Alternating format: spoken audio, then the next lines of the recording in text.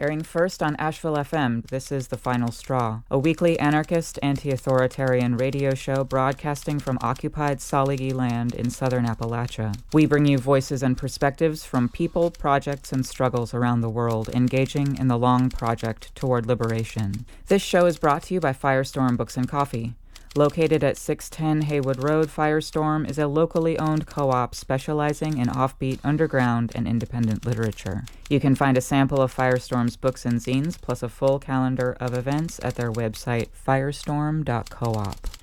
This week we are presenting a special guest interview done by Scott, who is an anarchist academic and a regular listener, with Eli Meyerhoff about his book, Beyond Education, Radical Studying for Another World. I found this interview really thought-provoking and well-crafted.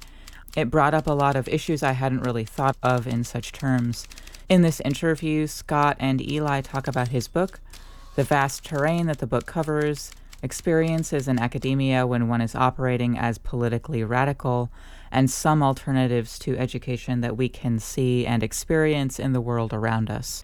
And now for some words from anarchist prisoner Sean Swain. What you say, what you say, what you say, what? We're caught like a bomb! This may be all merely academic at this point, but if civilization doesn't collapse between now and the next November, I'm still running for president in 2020. I say it might be merely academic because there's a lot going on that could render my presidency kind of redundant. We've got protests all over the globe. California and the Amazon are on fire. Global warming is out of control. The ozone is gone. The Fukushima power plant is still belching radioactivity. And as of this recording, Sean Spicer is outlasting the celebrities I like on Dancing with the Stars. Everything's unraveling so fast I may not have a chance to things up. There may not be anything left by the end of 2020's election cycle, but if there is, I'm a needle in the veins of the body politic, a bullet through its brain pan. This is no ridiculous gag candidacy like all that nonsense I've done before.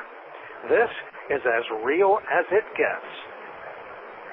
It's a brave new world, sports fans. I no longer need a voting majority writing me in as president. I don't even need any real votes. All I need is the endorsement of Boris and Natasha, the Russian hackers who are probing the computerized election systems in all 58 states. To be clear, on election night, it's not my goal to wind up with more votes than each of the respective hierarchy candidates. Oh no, I'm looking for 100% of the vote. Every single vote cast for an anarchist prisoner promising to abolish the United States. Think of this, just a couple clicks of a mouse and booyah, civilization is down the crapper. I'm not going to be the next president of the United States. I'm going to be the last president of the United States. You can check out my 90-day program posted at swain2020.org. I detail how I would go about abolishing the United States and, as a consequence, the entire global matrix. My first act as president will be to sign an executive order legalizing my own assassination if I stay in office longer than 90 days. Some highlights. If Boris and Natasha get me elected, I will suspend all foreign aid, discontinue all federal block grants to states, form a reparations commission, eliminate the entire cabinet and White House staff, decommission the U.S. nuclear arsenal, order the arrest of U.S. Supreme Court justices and every member of Congress, launch an airstrike on the Hoover Dam, recall all U.S. troops, inventory their hand it over to the Reparations Commission, and then decommission the U.S. military. I'll drop cash from helicopters over every major metropolitan area, issue pardons to the whole prisoner population of the U.S., power down all nuclear power plants, and declare every day of the year a national holiday. We're talking catastrophic systems failure. And I'm singularly qualified to accomplish this. Check out my resume at swain2020.org. Nobody, and I mean nobody, could be a worse president than me. We've currently got hundreds of defective bumper stickers clearly made by anarchists with absolutely no work ethic and fabricated wholly from stolen materials. We're soon to have Swain 2020 t-shirts. likely just as shoddy, with materials just as stolen. We're arranging for production of anatomically correct action figures that look just like me. They all have little hands and little feet, and little faces, and little and pieces. Not saying I have a little If I did, I'd probably be running as a Republican. Probably half of what I just said got bleeped. Besides the bumper stickers and the t-shirts and action figures with miniature sex organs, I have taken to Twitter to challenge Donald Trump and Mike Pence to a 2-on-1, no-holds-barred, no pinfall, submission-only, tables, ladders, and chairs cage match. Winner take all on pay-per-view. So far, Trump is ducking me like he ducked Vietnam. And no wonder. If I get my hands on him, I'll suplex him from the top turnbuckle. It will be so devastating that orange badger pelt stapled to his scalp will reanimate just long enough to run away. I'll crush him so hard, Rudy Giuliani will feel it. If you're listening, Donald, and I think we all know you are, get in the ring. Bring your buddy Mike. I'll destroy both of you. So that's where we are. And I need your help. I need you to post and repost this nonsense. Get it to go viral. Get it out there where Russian hackers are bound to see it. Once Boris and Natasha realize the full ramifications of a Swain presidency, democracy is over. Civilization is done. Not even Robert Mueller will be able to save it from me. We need my candidacy to break through into mainstream media where everybody can go hysterical and manicky-panicky, a veritable Y2K of election politics. I don't need voters. I need co-conspirators, accomplices in the most elegant act of treason against hierarchy ever conceived. Abolish everything. Swain 2020. Check out campaign updates at swain2020.org and follow me on Facebook and on Twitter at Swain Rocks. Campaign volunteers and anyone interested in purchasing our substandard campaign swag can contact Adambaum at riseup.net. But he's got a gaming addiction, so it might take a while for him to get back to you. This is anarchist prisoner Sean Swain, write-in candidate for president 2020, and I approve this message. You can write to Sean Swain at his latest address at Sean Swain, number 2015638, Buckingham Correctional, P.O. Box 430, Dillwyn, Virginia, 23936. You can find his past writings, recordings of his audio segments, and updates on his case at seanswain.org, or now follow him on Twitter at @SwainRocks. So I'm talking with Eli Meyerhoff, who just published this book, Beyond Education, Radical Studying for Another World, with the University of Minnesota Press. Eli, can you just introduce yourself, give us a little information about who you are, what you're working on, and the pronouns that you use? Yeah, so I'm Eli. Thanks for having me on the show. I use he, him pronouns. I'm currently working as academic staff as an event planner at Duke University in Durham, North Carolina. I've occupied a lot of different positions within universities: undergrad, grad student, adjunct instructor, currently staff person. I think that's relevant, just thinking about how most books written about universities are written from the perspectives of people who are in professor positions, and especially tenured positions. So I feel like my positions give me a pretty different perspective on it, maybe a more critical perspective in some ways. I was going to transition from that critical perspective to my first sort of question that is like about the source of the project that became this book. And I'm hoping through our conversation we can sort of like unpack some of the ideas in your book. But you say that the project came from a personal and a political experience, and you use this term from the feminist scholar Sarah Ahmed, snapping at the university, which sounds like a critical perspective. Can you tell us what that idea of snapping at the university means and how that turned into this project, Beyond Education? Yeah. So I pick up that term from Sarah Ahmed, feminist scholar. I'll give a couple examples of snapping, and then I'll say a little about my own experience of snapping at the university. One example is this person named Corey Menifee.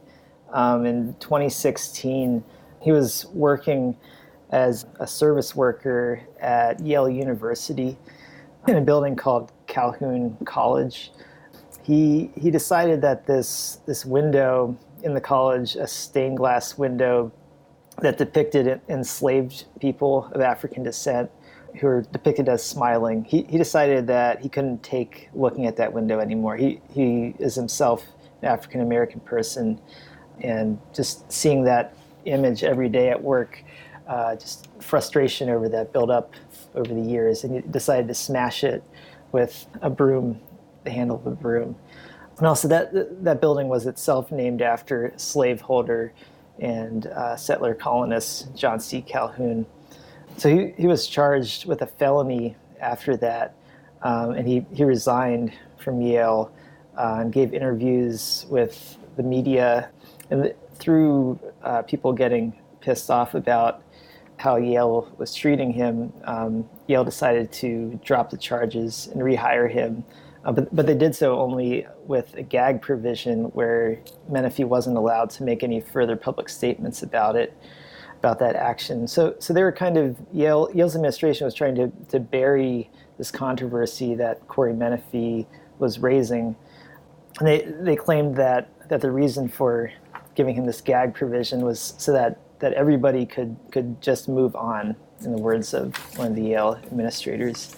So that's one example of a snap. And another example is from Sarah Ahmed herself. She snapped at her university after working there and building up frustration over many years. In 2016, she also decided to publicly call out the sexism of academia, especially sexual harassment of students by professors. So she publicly called us out and decided to resign from the university. So that was another example of snapping. And she gave a kind of theorizing of this snap. She said, to resign is a tipping point, a gesture that becomes necessary because of what the previous actions did not accomplish. The actions that did not accomplish anything are not noticed by those who are not involved in the effort. So the action that spills the history, a snap, so that it falls out, so there's a fallout, is deemed rash. And she said, well, maybe then I'm willing to be rash. So I was really inspired by her kind of affirmative discussion of snapping. So I took inspiration from that to write about my own experience of snapping in the university. So I'll say a little about that. I was a grad student for a really long time, about 10 years at the University of Minnesota. And I felt a lot of pressure, contradictory kinds of pressures from academia. I felt this pressure to be competitive, to develop myself professionally, climb up the professional ladder, get a career, compete, get a job.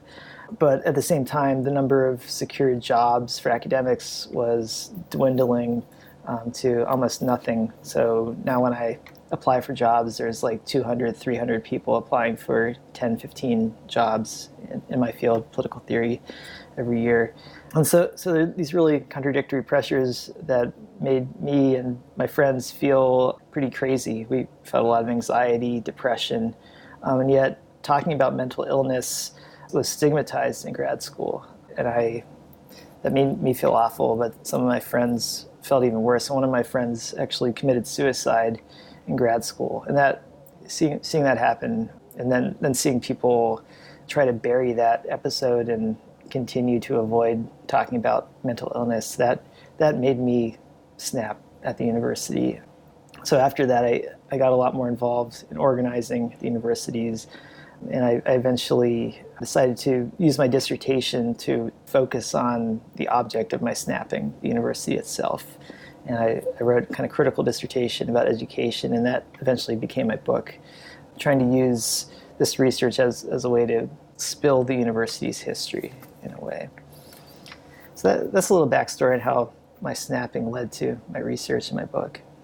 Yeah, the things that you talk about, like we see like the sort of legacy of racism, the histories of racism are tied into higher education institutions, along with like the institution itself as a site of sexual violence and just like sort of abuse that ends up taking a toll on the students.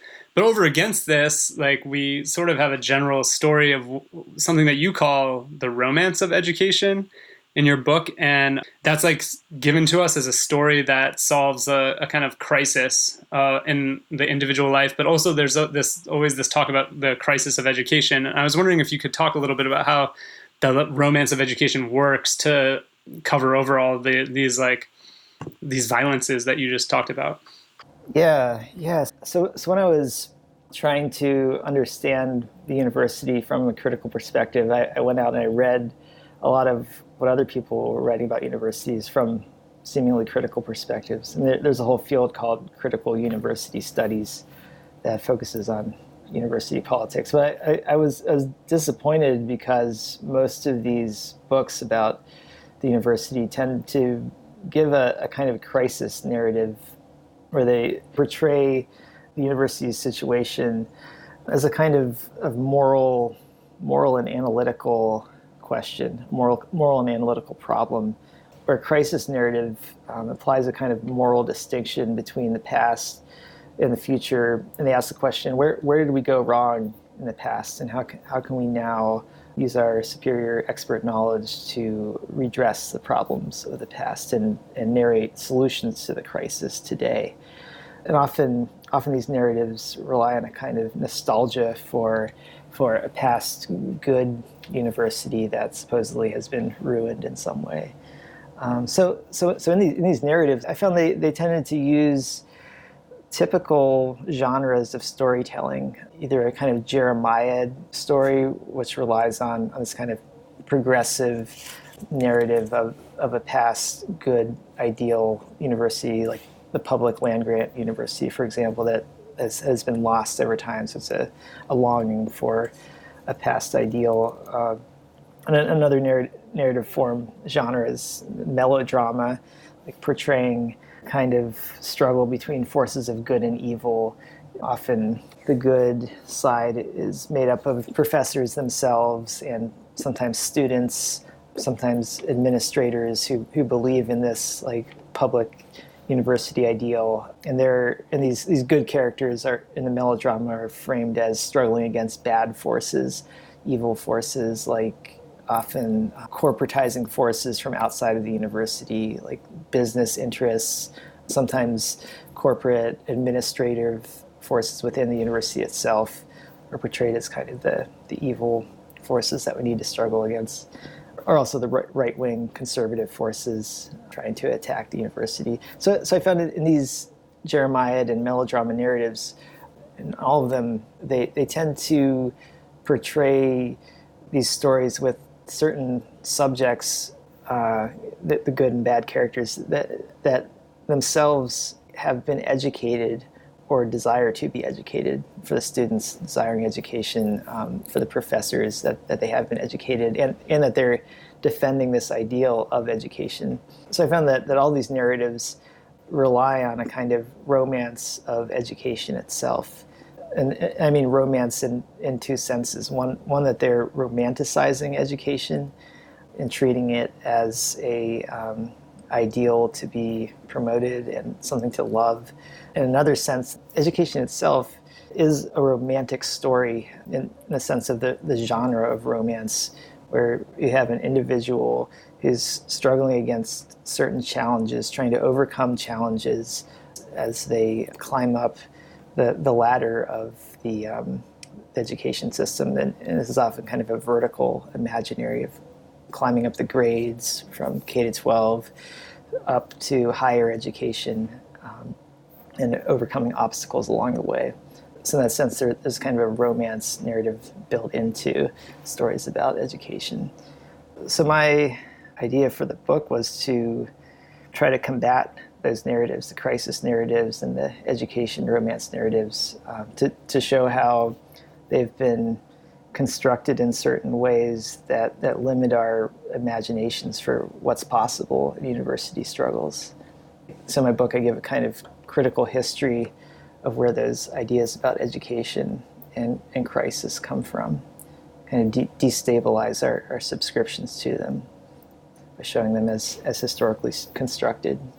Yeah, and that the romance of the education, the way that you're describing it, kind of, I mean, it sounds like the story that we get told, that education is our path to like success, to taking a position within the bourgeois world.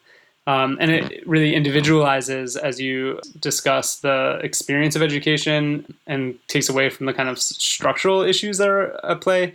And one of the things that you trace in like what in your critical genealogy of education is this figure of the dropout, which is like the other side of the student who makes it through school.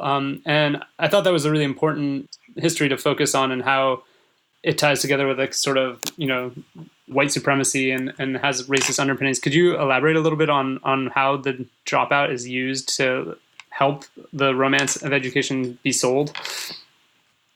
Yeah.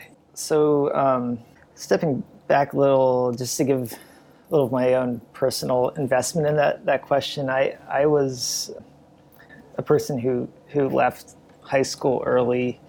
I didn't complete high school on time, so I could have been seen as a dropout, but instead I went to college instead of finishing high school, and I was seen as some kind of valued figure for going to college early, and yet I didn't complete school at that time. But other people, young people, I should say, I'm a white cisgendered male who comes from a pretty bourgeois background, but working class, Black and brown young people in the city where I grew up had much higher rates of not completing school, and they tended to be framed as dropouts in this kind of stigmatizing, negative sense. So having that experience when I was younger, noticing that contrast between how I was framed and how other school non-completers were framed, seeing that made me start to question this idea of the dropout. And then later, when I was in grad school, at one point, after my grad school friend committed suicide, I had a lot of trouble getting through grad school. And at one point I was talking with some of my dissertation committee members, and one of them asked me if I was thinking of dropping out.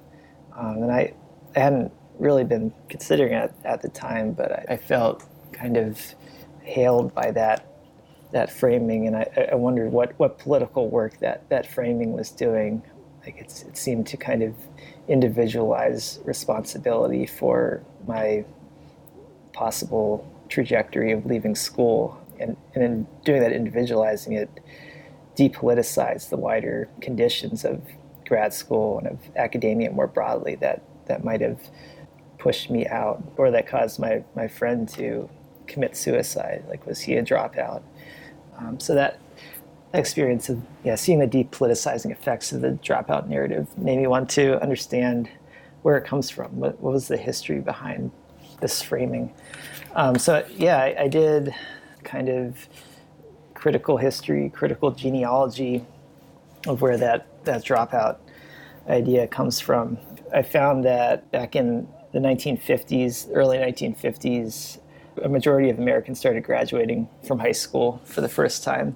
But at that point, nobody was yet talking about school dropouts as a kind of national problem. It wasn't until the early 1960s, with the rise of kind of project of racial liberalism, that people started talking about dropouts as a national problem for the first time. So I've looking into the archives of where that narrative came from, I found that two big liberal capitalist organizations were really pushing that narrative: the Ford Foundation and the National Education Association. They had a project called Project School Dropouts, and they put lots of money into promoting this narrative to schools, local governments all around the country.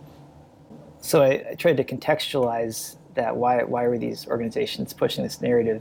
And I found that they and liberal capitalists more broadly were under threat from the right wing with anti-communist witch hunts, McCarthyites, and from the left wing as well, from the anti-colonial movement, from communists themselves, and from the anti-racist civil rights movement, and also from migrants who aren't necessarily politicized one way or another, but who were creating alternative ways of making the world, alternatives to liberal capitalism, especially migrant African-American migrants from moving from the South to northern and western cities. And so in reaction to these challenges to liberal capitalism, the liberal capitalist organizations, Ford Foundation especially, pushed this narrative of urban problems, talking about problems in inner cities in ways that were ostensibly colorblind, in the sense that they didn't talk about race. So as a way to talk about urban problems without talking about structural racism. And the Dropout project was part of this urban problem narrative. It was part of the Ford Foundation's Gray Areas programs, which looked at domestic migration to the so-called gray areas between cities and the suburbs. So they avoided talking about racism by instead focusing on this deracialized figure of the migrant, which lumped together black, brown, and poor white migrants together. And they framed migrants as being culturally deprived. This is a way to stigmatize them without talking about race. And so this Dropout narrative was a way to talk about urban problems that really contrasted with more critical ways, more anti-racist ways of talking about urban problems that were coming from civil rights movement, such as talking about white supremacy and segregation and inequality and the ways that capitalism was bound up with those forces. So yeah, I found that this Dropout narrative was basically a tool for liberal capitalists to manage the crises that they were experiencing in the early and mid-1960s as a way to kind of reaffirm the liberal capitalist order of value. That narrative of the Dropout has changed forms over the years under multiculturalism, liberal multiculturalism, and neoliberal multiculturalism. It's taken less culturally racist forms, like they don't tend not to talk about black people as culturally deprived anymore, but they use even more coded language, like using the language of economically disadvantaged and at risk to talk about young people who seem to be susceptible to dropping out of school. But even this new language still has that kind of depoliticizing function of directing attention away from structural racism and focusing on the relationships between individuals, schools, and communities and families.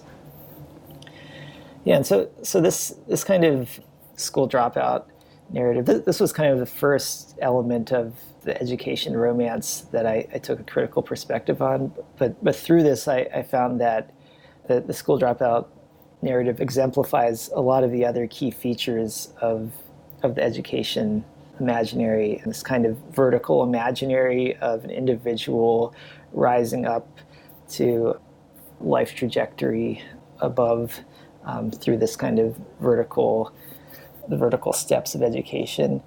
Another element is this kind of terrain of governance for expert-led crisis management.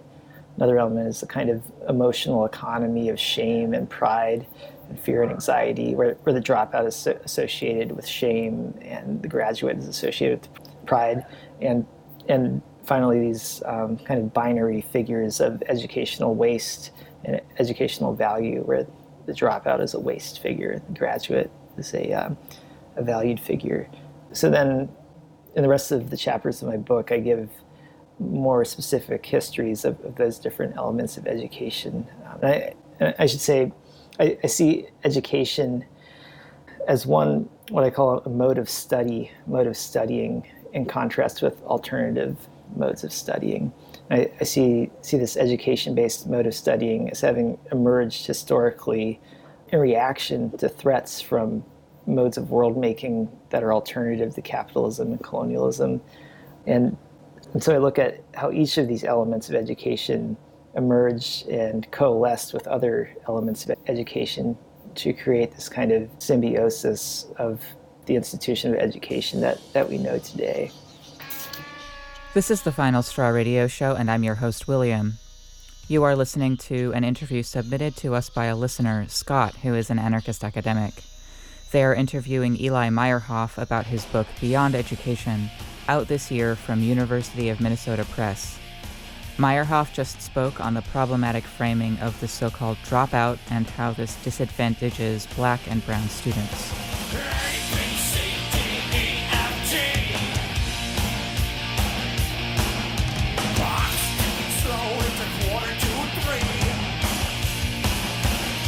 What do you learn?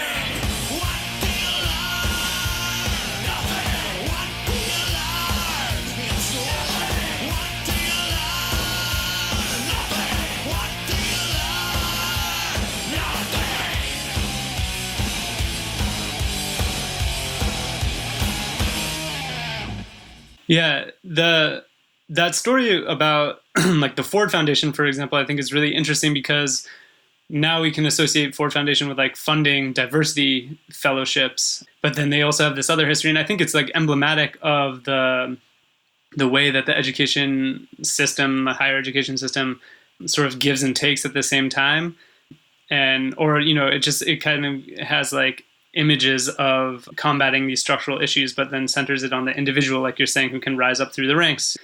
And the thing that you do by introducing this idea of mode of study, I think is really important, because then you can decenter this like, monolithic idea of education that has one structure that we are like sort of cultured into. And then you kind of multiply the ways, and you start applying that term mode of study to things that you wouldn't expect would fall into the realm of studying. Could you talk a little bit about, or like give some examples of what alternative modes of study are that aren't, classroom-based hierarchical education? Yeah, it's a really expansive term. I got to the term initially from reading something by Fred Moten and Stefano Harney, who talked about this idea of study as something distinct from education. And I thought that seemed like an interesting distinction, just to kind of destabilize our taken for granted idea that there's one monolithic form of education. So I added this term modes of study under the front of study to think about a lot of different ways we study in the world. So you could think of modes of studying happening all the time. I think of study in a really general way as just how we pay attention to the world and how our capacities and dispositions for engaging with the world change through our sustained attention. So it's a really general definition of study, but we can take on different ways of doing that studying depending on the means of studying that we're using and the goals or ends of studying that we're aiming for, and also the relations of studying that we're engaged in. So I see a particular mode of studying as a combination of certain means of studying or resources for studying and certain relations of studying. So it can be defined in a lot of ways. You can think of modes of studying happening in everyday life, in gardening, in cooking together with other people, in reading a book, in doing working on your own or with other people. Yeah, there are all kinds of everyday modes of studying that we engage in. And then there are also more intentional modes of study that we could see as presenting alternative kind of counter institutions to education-based modes of studying. Some examples of that, one would be looking at how Indigenous peoples, such as Native American peoples in the United States, have engaged in their own modes of studying for many centuries, millennia even, and different modes of studying for different tribes and nations, of course. But I think looking at Native American and First Nations peoples also in Canada, for example, I think one of my biggest inspirations of a kind of radical alternative mode of studying was from reading the work of Leanne Simpson, writing about Anishinaabe modes of studying in Ontario province, Canada, talking about, well, I should say on Anishinaabe people's land dispossessed by the state of Canada, to be exact.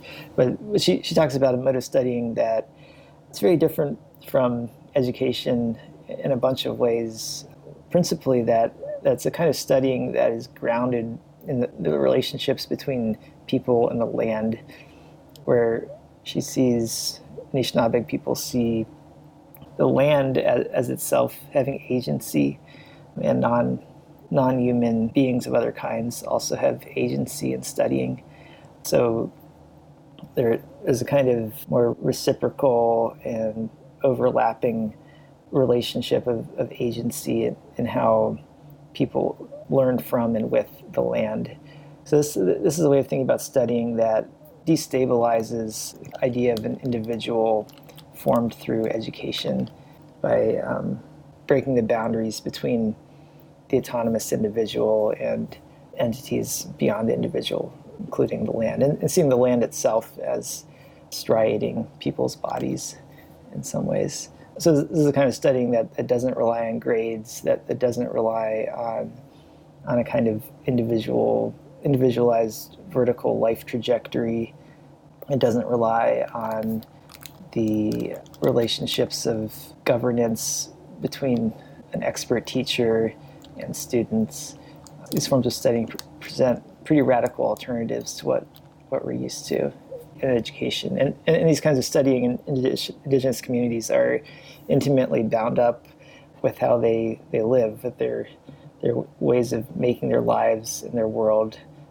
They're bound up with indigenous modes of life, and they can serve as ways for resurgence of indigenous modes of life and resistance to settler colonial capitalism. That's one important point I try to make in my book, that we should see modes of studying as co-constitutive with certain ways of making the world. Yeah, bringing up Leanne Simpson's work and then just the experience of Indigenous people in the U.S. and Canada. I mean, Leanne Simpson talks about a sort of Indigenous science, so she's trying to counter the Western ideas of that. But we also have this history of forced assimilation through like the boarding schools, and it seems like part of this idea of education is a process of assimilation. That's how you talk about it in relation to migrants who are like culturally deprived. They need to be given this culture, this one monoculture. But we are sort of like fed this story that education is a public good, is something that we all should desire and aspire to. But part of the history that you talk about in terms of the education system that we've inherited today is how education and the form that it takes was a counter-revolutionary measure to sort of put down rebellions or even like nascent revolutions and form kinds of social compromise. Can you talk a little bit about that history of how this form took shape in relationship to people's movements? Yeah. So I started talking about one example of that with the school dropout narrative, that we could see the development of that narrative as a reaction by liberal capitalists to the civil rights movement and interrelated with the anti-colonial movements internationally that were pushing against liberal capitalism, putting it in crisis. And we can see the dropout narrative as a way to depoliticize their struggles and to divert attention away from the critiques they were making of structural racism, and also to divert attention away from how those movements were creating alternatives to liberal capitalism, alternative ways of making the world, and also engaging in alternative kinds of studying within their own movements, engaging in horizontalist study groups within their movements that were bound up with their organizing without relying on education. So that's one example of how an element of education emerges in a counter-revolutionary way. I can give another example that I talk about in my book. So you could see levels of schools as something we take for granted today, like the levels distinguishing kindergarten, first grade through 12th grade. But that's actually a historically constructed institution. It emerged in the 13th, 14th century, a place called Lower Germany, which is now Netherlands and some parts of Belgium. So there are these communities of women called Beguines who are engaging in alternative modes of studying, horizontalist women-to-women study groups in their communities, which were called Beguinages. They're a kind of spiritualist convert group that was breaking away from the established church and breaking away from patriarchal family relations they were experiencing in their homes. So these Beguinages provided a kind of escape for women to get away from patriarchy in some ways. But at the same time, the established church and the ruling authorities in cities saw these Beguinages as threats to their power, so they narrated stigmatizing stories about about the Beguines. They associated them with witchcraft. They associated them with evil demonic forces. So other groups, other religious or spiritualist convert groups tried to distinguish themselves from the Beguines so that they wouldn't be associated with the kind of threat that the ruling authorities saw from that group. One of these groups was called the Sisters and Brothers of the Common Life, and they had schools associated with their spiritual movement. And in these schools, at a certain point, particularly in the context of the Black Plague, there were a lot of students coming into their schools. The cities were crowded. And there was a sense of a crisis around overcrowding in their schools.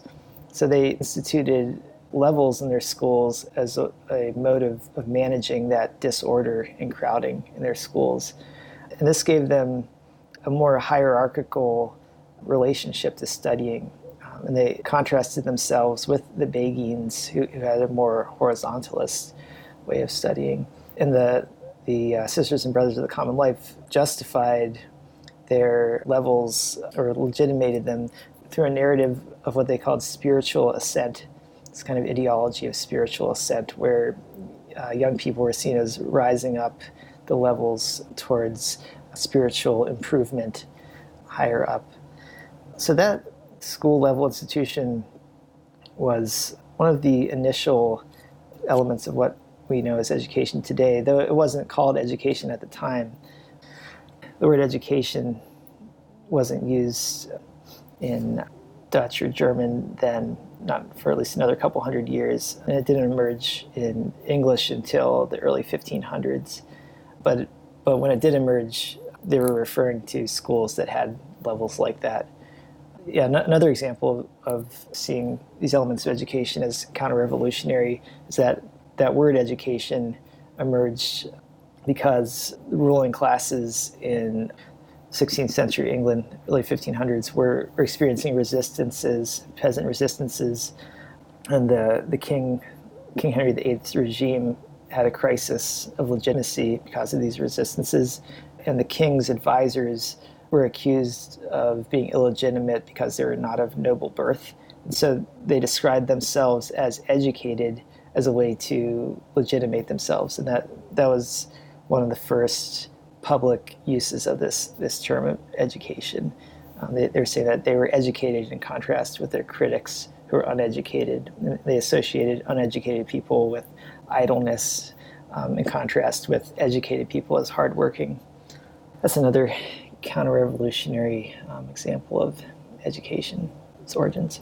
So when we uncover these histories of education and see the kind of political roots, the racist roots, the settler colonial roots of the system that we're all kind of like forced to encounter in some way, it raises this dilemma that you grapple with in the book of like how to participate either like, you know, within and against the institution, beyond the institution, outside of the institution. One thing that you talk about that I really appreciate is being explicitly political, which seems to counter the kind of demand that academics are objective, right? That we can see like outside of a situation without taking sides. But you say that, I mean, in the book, you're like taking a specific side. And, you know, that puts into question this sort of cherished notion of academic freedom that's like this outside of the like political spectrum. So I'm just wondering about your thoughts on this call to politicize education, how it interrupts the ideas of the values of education, and also just if you want to talk at all about your experience as an educator and also a student who is explicitly political, because that can be difficult to navigate those institutions when you're wearing your politics on your sleeve. Yeah, these are great questions. I think my experience hasn't been all that successful in trying to do this. I feel like I've been blackballed in some ways from employment as a political science professor. I've heard from one friend that when they saw my application for a job, somebody on the job committee said, "Oh, this person is too politically activisty," and that led them to put my application in the dustbin. I don't know if I'm great about giving advice about how to navigate these tensions, but I'd say that my call to to politicize education, I think can offer some more nuanced frames for thinking about the politics or how we navigate these tensions. Particularly getting back to what I was saying about how most people writing about universities tend to give crisis narratives and talking about them. And I see those crisis narratives as depoliticizing in a way because they tend to rely on a kind of moralizing question. In that moralizing, they tend to romanticize certain ideals, like the ideal of education itself or the ideal of the public university. And in doing that, they shut down, short circuit thinking about how those ideals have themselves emerged out of political struggles and how the dominant forms that we understand education and the university in were actually contested at the time, and people were fighting for alternatives. So that seeing that depoliticizing is what motivated me to introduce this modes of study idea, because I think it allows us to think politically about the terrain of struggle in universities, in all schools, all educational institutions, to think about that terrain of struggle in a more nuanced way. Particularly looking at the links between certain modes of study and certain world-making projects or political projects, like seeing a mode of studying as bound up with a certain way of making our world, where our world includes ourselves, certain ways of making our subjectivities. So with education, the education-based mode of studying, that's tied with pretty mostly individualizing ways of making ourselves. By contrast, we could look at how modes of studying have been bound up with alternative world-making projects and radical movements. For example, I already talked about the Indigenous modes of study and how those are bound up with Indigenous resurgence projects. But we could also look at Black radical studying that happened and still happens in Black radical movements, from the long civil rights movement, Black Power movement, to movement for Black lives today. So one example of that I look at is at San Francisco State College in the 1960s, late 1960s. There was a strong Black Power movement in the Bay Area, and that spread onto the campuses of universities there with Black Student Union organizing. And so the Black Student Union at San Francisco State College, they engaged in study groups in their organizing, and they connected with radical white students at San Francisco State who were organizing a kind of countercultural free university that's called the Experimental College, where they took money from the dominant university and used that money to pay for students to be teachers themselves of other students, and to set up self-organized classes. So the Black Student Union used those resources to organize their own radical classes about Black history, about Black power organizing and philosophy, Black arts. And in these classes, they were engaging in a mode of study that was radically different from education in the normal university. They had no grades. They broke down hierarchical relations between students and teachers. They mostly weren't doing them for credit, though some were doing them for credit, which brings in a kind of important tension of how do we survive in this capitalist world while simultaneously trying to resist it and create alternatives to it. I think the question of credits is a key one there. So thinking about those histories of struggle within universities, like that Experimental College and the Black student movement, I think that, like, drawing on those histories and thinking about how those could be resurrected today in our organizing in relation to universities, I think those examples can open up some really horizon expanding ways of thinking about these tensions of within and against beyond the university. Yeah, and you go in your book in the final chapter, you go into your own experience in a similar, I guess, kind of project called the Experimental College of the Twin Cities, or EXCO. You give an overview of that experience and then analyze the things that it did well and the shortcomings that it had. I was wondering if you could give a little bit of information about what EXCO was, how it arose, like what inspired it, and then maybe a little bit also about the pitfalls, the impasses that it encountered along the way. Yeah, so the experimental college that I was involved in, we actually didn't know anything about the original experimental college at San Francisco State. I only learned about that many years later as I was writing this book. And I think that speaks to how we have some serious problems with gaps in our institutional memory across the history of struggles at universities. But to say a little about the history of this experimental college I was involved in.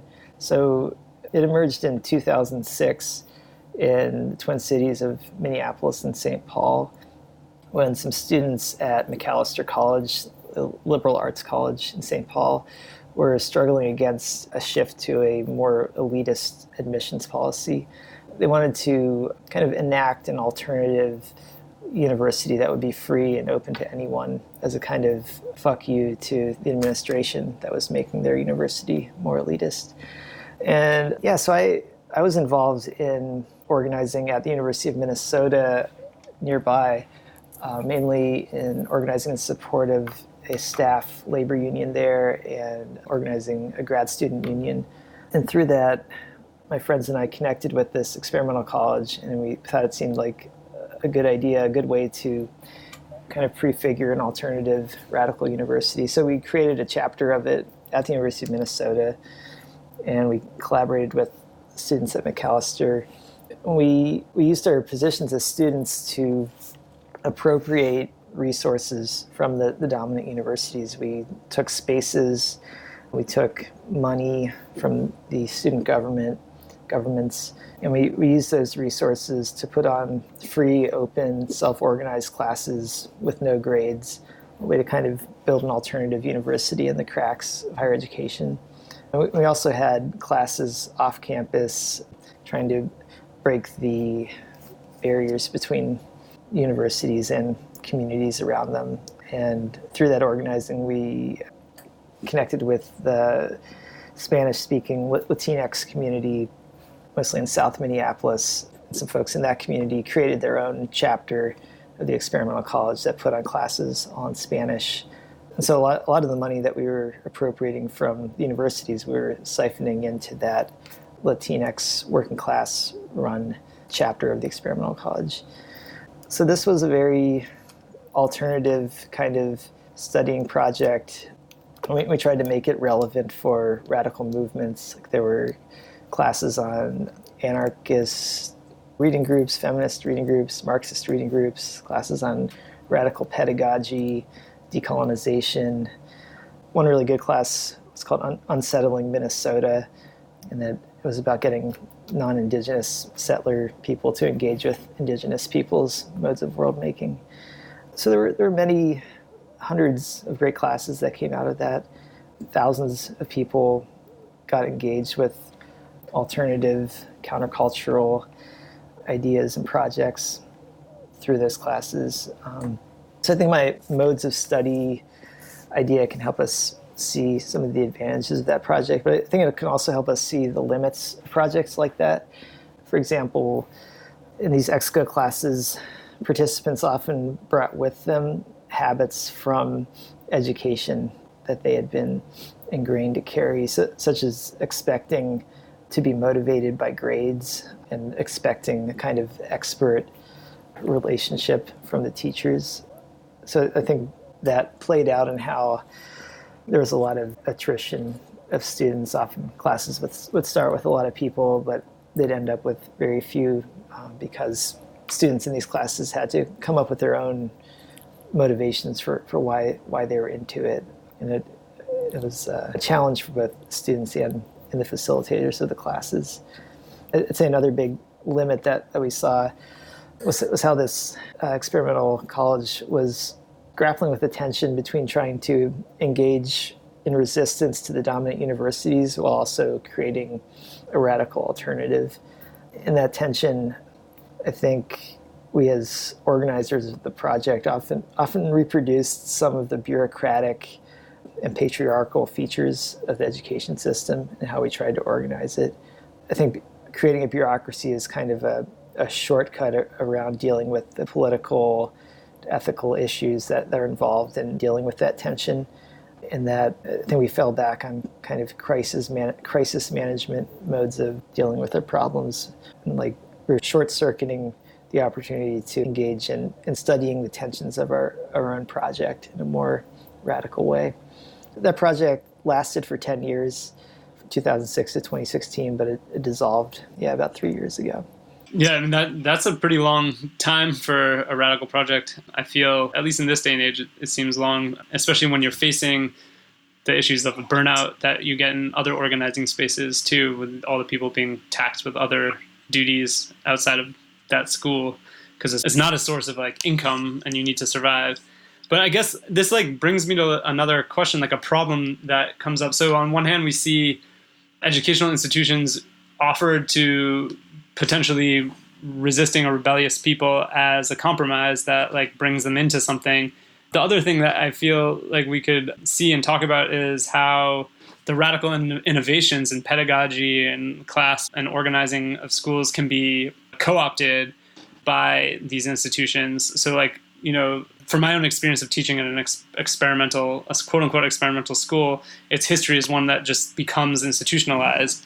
And it seems like EXCO in some way repeated that because we like bear these institutional markings ourselves. So I was wondering if you, to try and summarize my question, if you wanted to talk about the dangers of being co-opted when we put our struggles into innovating education or modes of study, how that can be sucked back into the institutions that we want to destroy or counter.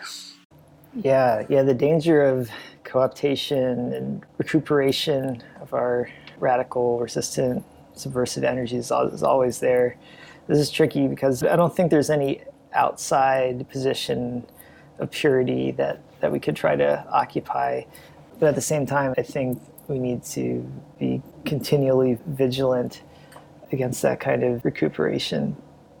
I think with radical, critical kinds of pedagogy, those approaches, theories about them, methods of them are really easily recuperated into the normal institution. Academia is a machine of recuperation. That's what it's based on. And criticality, radicalness as a kind of stance is something that people get credit for within the system. There are whole disciplines, subdisciplines based on criticality, like this critical university studies field I was talking about. There are now 2 book series by academic publishers under that title of critical university studies. So somebody can publish a book and make a career out of being a critical university studies scholar.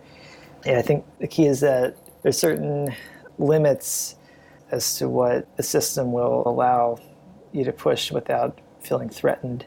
And I think one of the easiest ways that seemingly radical ideas and projects are recuperated is through individualizing them, through academics getting individual credit for them. So I think one easy antidote to that is to work collectively, and ideally collectively in ways that can make your individual identities invisible to the metrics of academic value. So that's not even a question of who's getting credit for what. Again, this gets back to the tension about surviving within the system while trying to resist it and do stuff beyond it. Yeah, so I don't know, but I guess my position on that tension, on that question has changed a lot since I've felt more and more pushed out of academia. Working now as a staff person, I give very few shits about making a name for myself in academia or anything, getting credit for things. So I think maybe one key tactic is to work with people who are outside of the system or who have been marginalized with the system and who are existing on its cracks. Not to worry about trying to gain the recognition or collaboration of people who are in more powerful, recognized positions like tenured academics. These are some tensions I've been thinking about in a new project I'm working on called Abolitionist University Studies. Just trying to take a different approach to universities from the critical university studies that we're used to. I've been doing that collectively with some other people. I find it a lot more fun, convivial to work collaboratively on these kinds of projects. Pretty much everything I've written has been collaborative, except for this book. Yeah, no, I was going to actually, that was where I was going to go next, is like this idea of an abolitionist university that you talk about in that book. You mention it, but it's also something that you've written about with others elsewhere that I've seen. And I just love the sound of that as a teacher and an abolitionist. So I was just sort of wondering if you could give a little sense of what that might mean, an abolitionist university, in addition to like collective work that doesn't, look for the same rewards, individual rewards and careers that an academic would. But what else does an abolitionist university mean? Yeah. This is a really open question. So in answering this, I should say I'm just spitballing some ideas here, in that it's more of a question right now. What should an abolitionist university be? But I've been talking about this and writing about this with three friends, Abby Boggs, Nick Mitchell, and Zach Schwartz-Weinstein. We wrote what we call an invitation to abolitionist university studies. You can check it out at the website abolition.university. It's kind of picking up on the prison abolitionist movement today. I've been involved in organizing locally here in Durham, North Carolina, in some prison abolition organizing, working in solidarity with people incarcerated at the local jail here for the last 3 years. So I'm kind of coming at it from that practical experience in prison abolition organizing and asking the question, what would it look like to bring the vector of that movement onto university campuses themselves? This abolitionist vector has been brought into K-12 school organizing a lot already, especially with organizing against the schools and prison nexus, like trying to get cops kicked off of schools. And that's also been happening at university campuses too, trying to kick cops off campuses. But I think until now, the idea of abolitionism in universities hasn't really been theorized in a coherent, affirmative way yet. I'd say the right wing has brought that idea of abolitionism towards universities. We can think about how conservatives have called for abolishing universities because they see them as dens of leftist thought. And so I think it's important to distinguish between right-wing and left-wing abolitionism, and to see abolitionism as a kind of terrain of struggle, and one that the right is winning in some ways. The group that is the most popular abolitionist-themed group on Facebook now is a right-wing group. It's the Abolish Human Abortion movement, or the pro-life movement. They see themselves in the legacy of abolitionism by analogizing unborn fetuses with enslaved Black people. And you can see that tension within abolitionism going back to the early anti-slavery days, with some anti-slavery activists being anti-Black, calling for enslaved people to be sent to Africa, for example. So in picking up abolitionism from a left-wing perspective, especially from prison and police abolitionist perspective, also border abolitionism, capitalism abolitionism. Thinking about that in relationship to universities, we ask what that could mean.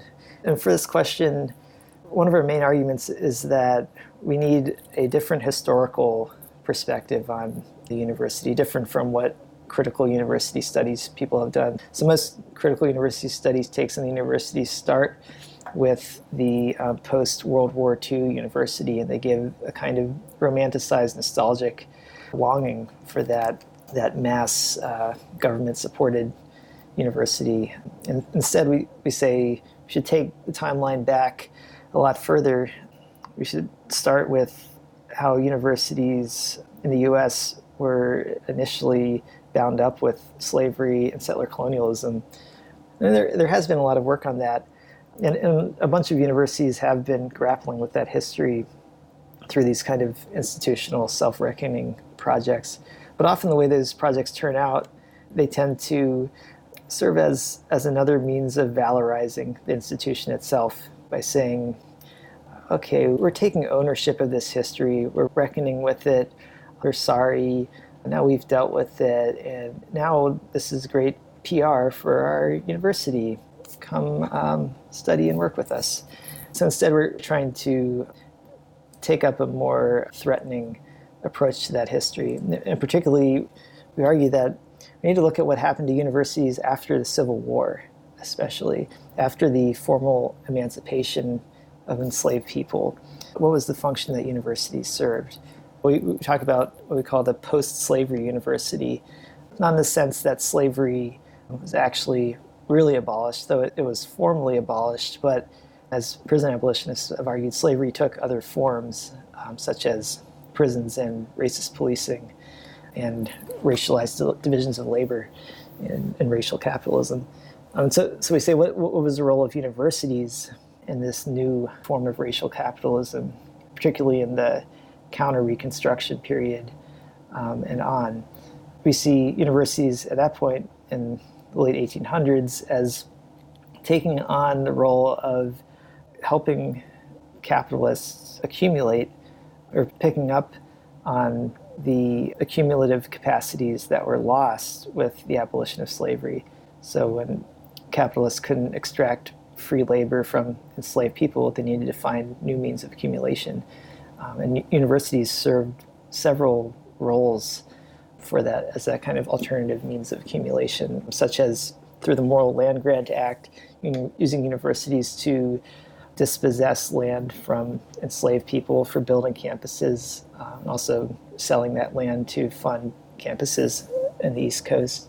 Universities also served to create racial science that was used to justify racialized labor hierarchies and gendered science, and also to develop forms of scientific agriculture that were used to improve the efficiency of agriculture without enslaved people and have more scientific forms of labor management. So we ask, what accumulative functions has the university served at different stages throughout history up to now? And I think tracing those accumulative functions up to the present, we can find more nuanced, deeper, radical ways of understanding what we need to resist at universities and who our accomplices could be in university struggles today. That actually raises a question for me about the function of prison education programs. And this is a question I have just about how those could function from an abolitionist perspective versus how they can function as a sort of continuation of the extraction or assimilation or forms of social control. Do you have any thoughts on the way that what prison education programs offer to people who are incarcerated, and also how institutions use them? Yeah, I haven't engaged in a prison education practice myself, so I can't speak too deeply from that experience. I know there's some great writing on it by Gillian Harkins and Erica Miners. I recommend, I think, something called The Abolition Undercommons. They talk about these tensions. I think it's a really important question. And yeah, I guess it seems really, really difficult to try to grapple with those tensions of how to engage in studying with incarcerated people without recuperating their efforts into educationist projects of shaping them as obedient, disciplined subjects, and also the tensions around avoiding having your own work as a prison educator recuperated into a kind of careerist project that just valorizes the institution and your own position in it. Maybe my modes of study concept could be useful. Maybe it could if prison educators picked up that framing, could think about how whatever studying practices you're engaged in with incarcerated people, either reproduce or break away from the elements of education-based mode of study. And that could be helpful for thinking about how, on a micro-tactical level, how you could try to avoid that recuperative work while resisting and creating alternatives. I'm not sure though. I haven't tried that, but it's possibly useful. Yes, that was a little bit of a digression, but I want to. So I guess for my last question, I want to return to this idea of a terrain of struggle and ask you, kind of like bluntly, what do you think the university offers anarchists as a terrain of struggle to engage with? It's a good question. It's a tricky question because universities have a lot of resources that could be used for studying. And from that perspective, I think universities offer an important terrain for anarchists to try to appropriate, steal, recuperate those resources for their own projects. But at the same time, I think another question to ask is, why do we consider the resources for studying that universities control? Why do we consider those resources the best sort of resources for studying? I think there's a question of like why some things are seen as studying resources, like classrooms, like computers, like professors and their professors' labor power. I think the way that the education system has been institutionalized, we might have limited our imaginative horizons of what are the best studying resources. So there's a tension there where, I'm not really sure. It's an open question for me about whether it's worthwhile to engage with universities for their resources. I think, and this is kind of the Audre Lorde's question about using the master's tools to tear down the master's house. Maybe they're useful, maybe not. Maybe we need some other tools. Maybe the tools can be appropriated and used for other purposes than what they're meant for. But maybe it's not worth the effort. I'm not sure. I think maybe to ask that question in a little more nuanced way, we could ask about anarchists who already have some relationship with universities. Like, speaking for myself as someone who's been socialized into university after studying and working in different ones for like 20 years. Like, I feel somewhat stuck in a relationship to it because it's hard to get other kinds of jobs. I've been de-skilled in some ways. So for those of us who have some kind of strong relationship with universities already, I think it is worthwhile to engage with them in ways that can allow us to open them up for struggles, and especially to try to connect with people who work at them, who are resisting already and engaging in alternative radical studying practices already, especially people who are working in the most marginalized and exploited positions, racialized staff, especially maintenance workers, student workers, for example. I think it's important to break down the distinction between the university and the surrounding community and see how surrounding communities are already infiltrating the university every day. Yeah, and also what you're saying is thinking about how the university itself isn't just academics. There's other kinds of labor that are going on there that often get overlooked. I guess I'm going to try this question one other way and see, just because I want to know then, I guess, what your hope is for struggles being born out of the university as a place, because there is a history of radical movements that get sparked from university struggles, like May 68 in France, or we can even think about the struggles that ended up with Black Studies departments in the U.S. So yeah, given the terrain that we have today, how much optimism or hope do you have in struggles coming out of the university? I'd say not much hope. At least with those historical examples, I think the movements first started off outside of campuses and then came onto campuses to try to appropriate their resources. More recently with big movements like the movement for Black Lives, that movement started off of campuses and then many months later came on campuses. So yeah, I think looking at the history of universities, most radical transformation of them has come from struggles that started off campus and then took a form on campus through students or workers who took the vector of those outside movements and brought it in to the universities. I guess I don't have any hope for movements that just started in campuses, but maybe I'm distorting your question there. Does that make sense? Yeah, I mean, I guess what you're saying is just that we need to be mindful of the fact that whatever movements do happen on campus are like a transfer from movements that happen off campus. Either the movements bring their struggle to campus to take resources, or the students on campus get involved in an external struggle and then bring that struggle onto campus in their own like immediate surroundings. Yeah, for example, this abolitionist university studies, I would say this does not, or this idea of a movement that is really currently just an imaginary of what a movement could be. This idea comes from, like I was saying, the prison abolitionist movement, which is mostly off of campuses. So if it were to become a bigger movement, I think its center of gravity would be with, or its initiating inspiration would be with incarcerated people's struggles in prisons and with the families of incarcerated people's struggles outside.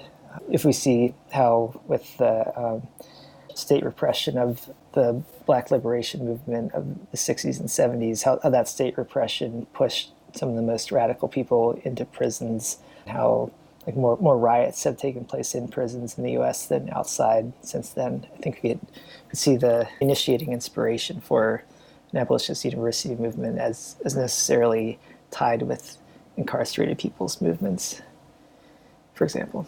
That makes a lot of sense, just also understanding what the abolitionist, or getting another idea of what the abolitionist university could mean. I guess just to like close it out, just ask you if you want to talk about any other projects that you're working on or anything that you want to plug people into for ways that they can engage with the work that you're doing with the Abolitionist University or else or otherwise. Yeah, so the Abolitionist University studies, information about it is at this abolition.university website. I'm also involved in a project called Abolition, a Journal of Insurgent Politics, and we're helping organize a gathering that's going to happen in Toronto in early May of 2020. That gathering is going to be around bringing together decolonization and abolitionist movements and other kinds of radical movements. The theme is imagining abolitionist and decolonizing futures. That's going to be a pretty powerful event, I think. And there's information about that at abolitionjournal.org. Yeah, so those are some projects I'm working on. I'm also doing a kind of history project on Duke University itself, looking at its entwinement with the tobacco industry, racial capitalism, settler colonialism. So that's the kind of project I'm working on in the future. I'm trying to do a kind of multi-university project to work with other people who are at other universities that had that kind of tobacco university entangled history. Yeah, so those are some projects coming up. Cool. Those events sound really exciting. Thanks for sharing them. And yeah, it'll be great to see like what that pulls together. I just want to thank you again for taking the time to talk and share your ideas with us. And yeah, I mean, get into the nitty gritty of education. Thank you. This was a great conversation. Thanks for listening to Scott's interview with anarchist academic Eli Meyerhoff. Discussing the many pitfalls, constructs, and historical vectors that make up our education and university system today. His book, Beyond Education, Radical Studying for Another World, is just out this year from the University of Minnesota Press. We will post a link in our show notes for how to see more, including how to have unrestricted access to the book's introduction. Eli Meyerhoff can be found at elimeyerhoff.com. That's ELIMEYERHOFF. the Abolition University at abolition.university, and the Abolition Journal at abolitionjournal.org for more info on that conference that's happening in May 2020. If you are a listener and want to submit an interview for broadcast, just get in touch with us by emailing thefinalstrawradio@riseup.net, and we can walk you through the process.